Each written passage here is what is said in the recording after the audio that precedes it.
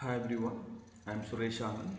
In this class, we are going to see about fundamental programming structures and defining classes in Java. Come, let's start. We'll see first program in Java. See here, we know that to define a class, the keyword is class keyword followed by class name CSC. Inside the class, I'm defining a method public static void main. So this main method is the starting point of Java program or any programming language. Inside the main statement, I'm having only one system.out.println. System is a static class, out is the object, println is the method, hello world will be displayed in the console, output console. Semicolon in every statement in Java ended with semicolon. So end of the function, public static void main function and close curly braces. See here I am having only one main method inside the class. In Java, everything must be written inside the class, and we know that it must have at least one main method, and we have to save the file name in the main method class. So in which class you are having main method, you have to save in that class name. That should be your file name. So here I don't have other classes, I am having only one class. Inside that only one class I am having one main method. So I have to save csc.java is my file name. But actually people will say we have to save the file name should be same as the class name. But here in Java it is not necessary to save file name as a class name as a file name. So here I saved this file name in hello.java, the name called hello.java.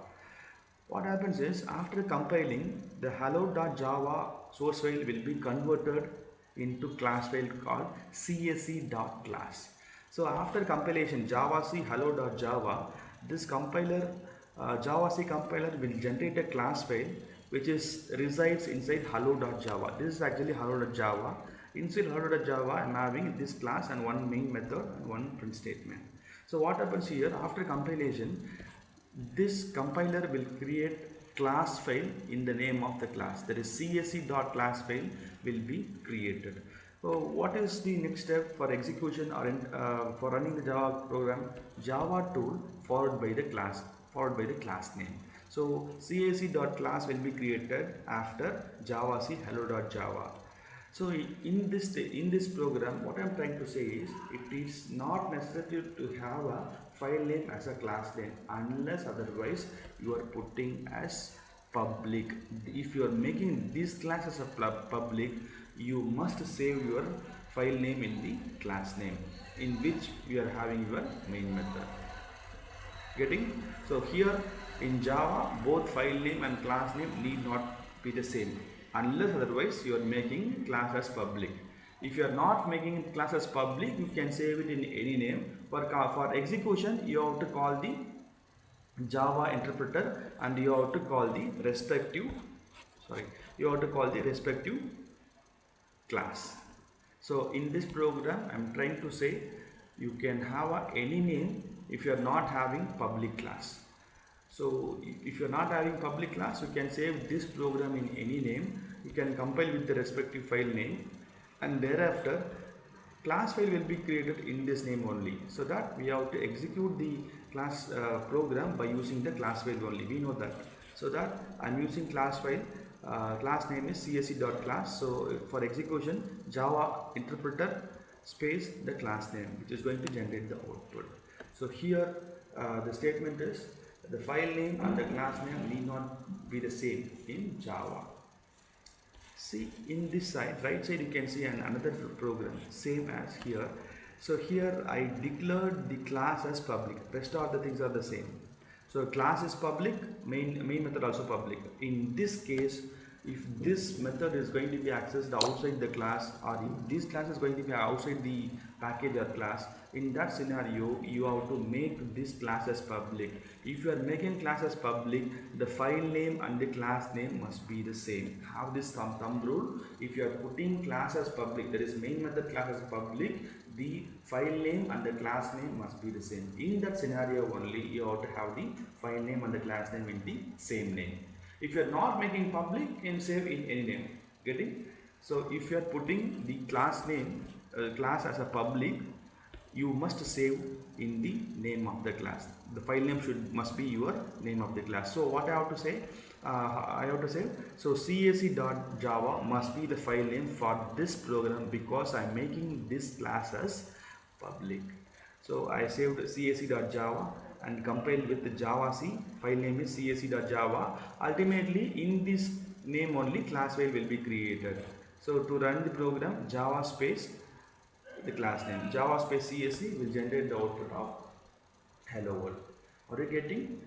If you are putting in class as public, you must save the file name, must be the same name of the class name in which the main method is having. In which class we are having main method, if you are making that class as a public, that class name must be your file name. If the class is public, that must be your file name. Otherwise, you can save in any name. Got it? Okay, good. Next is main method.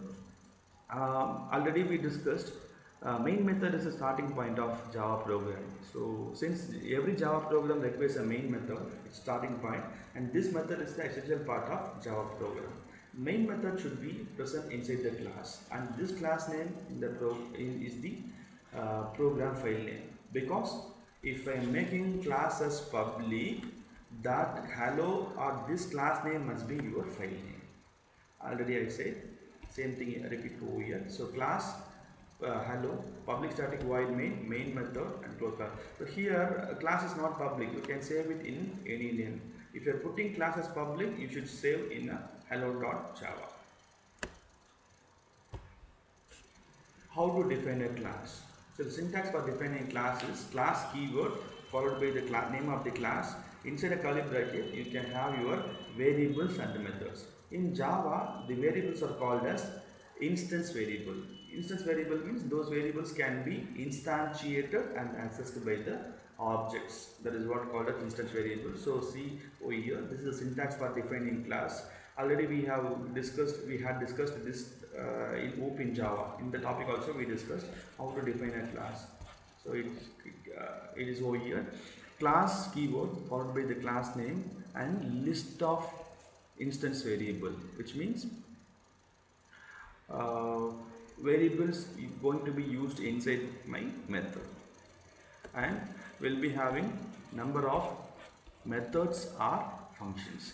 So data type of the method, functions, parameter list, function body, second method, function body, and will be having number of methods. So function definition, instance variable. So end of the class. So this is how class is defined. We'll see in a simple example for defining a class. Class keyword, class name is CSC, int a comma b, integer is the data type, a and b are the instance variable. One method is here, return type is void, display is a function name, and system.out.println hello world.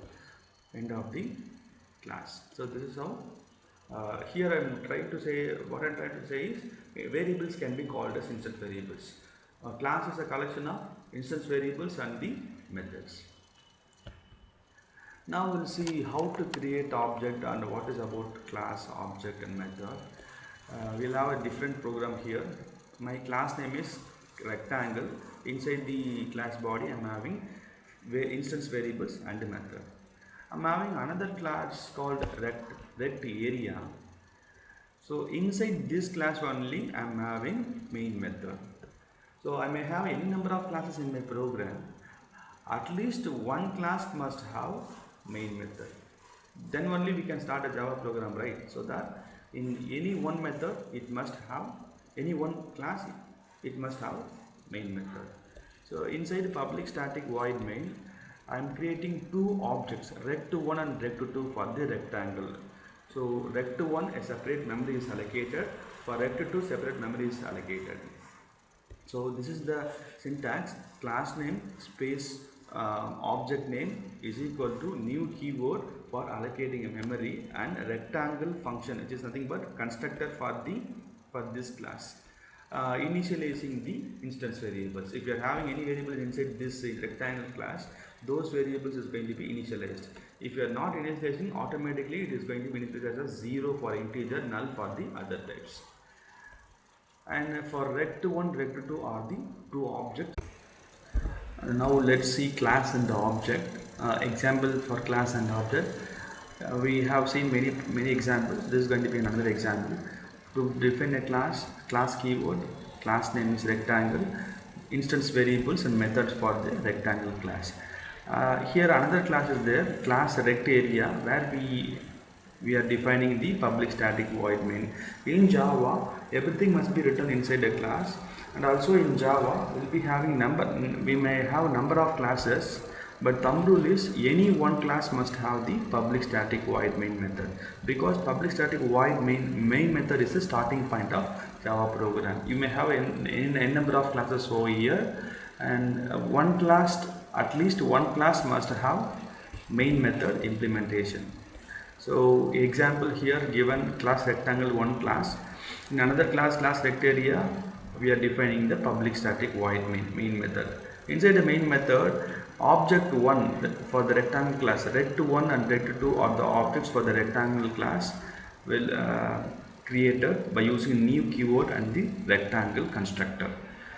After the statement, two objects rect1 and rect2 has been created. For creating an object in Java, we are having three steps. One is declaration, instantiation and initialization. Declaration means declaring the variable as an object. A variable declaration with variable name with an object type, that is declaration. Declaring this variable as an object of this class type rectangle. And instantiation means allocating memory for the declared object. The new keyword is used to instantiate this object, which means for rect1 object, this new keyword is allocating memory. That is second step, instantiation. Third is initialization. Initialization means initializing the instance variable for this object.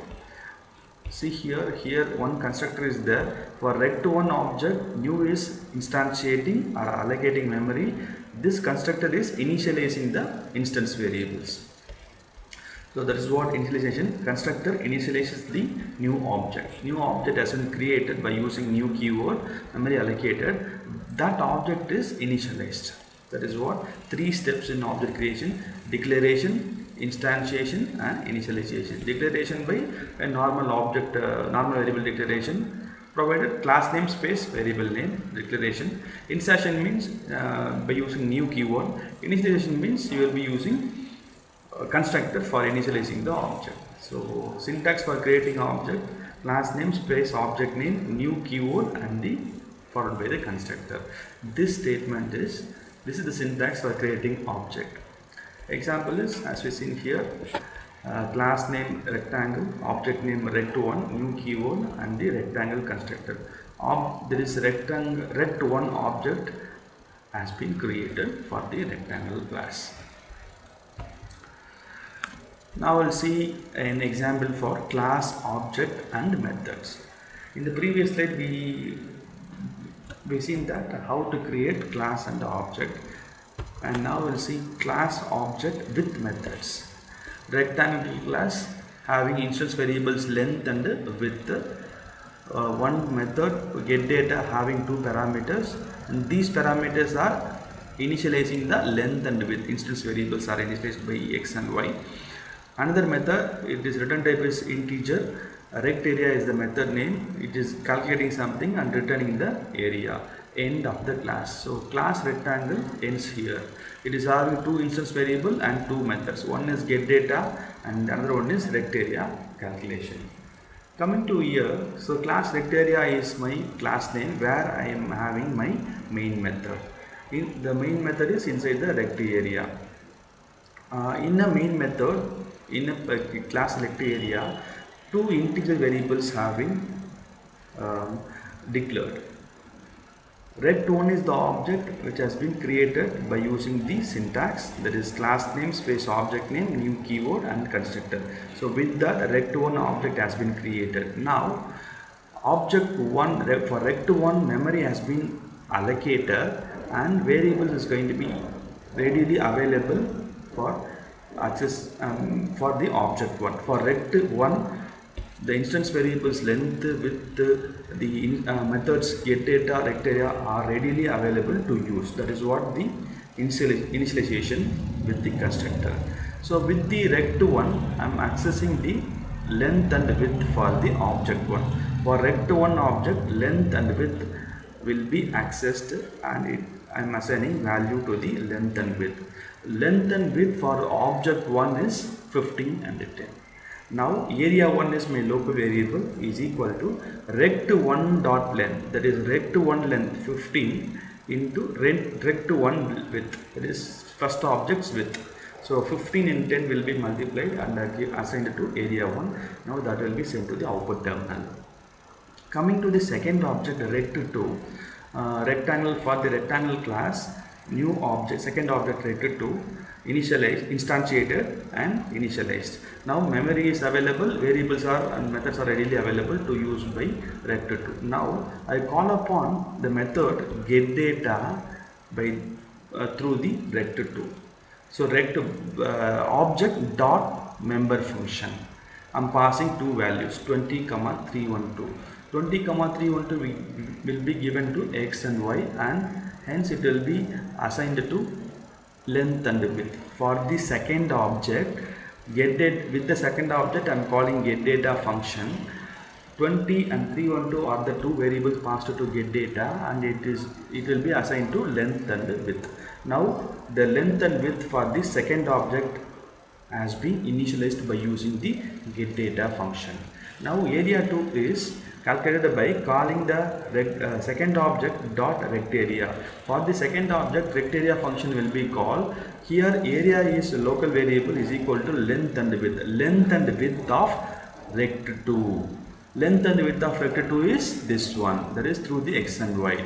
So length and width of rect2 is second object's length, second object's width. So 20 and 312 will be applied over here, and area will be calculated. That result will be passed to the area 2. Area 2 will be the second object's rectArea function's return value, which is 20 into 312 will be given to area 2, and that will be sent to the output terminal. End of the function and end of the class. So here what I am trying to say is how to access instance variables. Very simple. Will be simply have the object dot the variable name, object reference dot variable name. This is what I am trying to say here. How to access the instance variable, object dot length dot the instance variable. Similarly, how to access the member data, object dot the function name, object reference, which means object's name dot the method name. So that dot operator is used to access the member instance variable and the member function, right? So the object created by using new and constructor can be used with the dot operator, so that we can access the member data, that is instance variable and the member function or method. So that is what in this class. Thank you.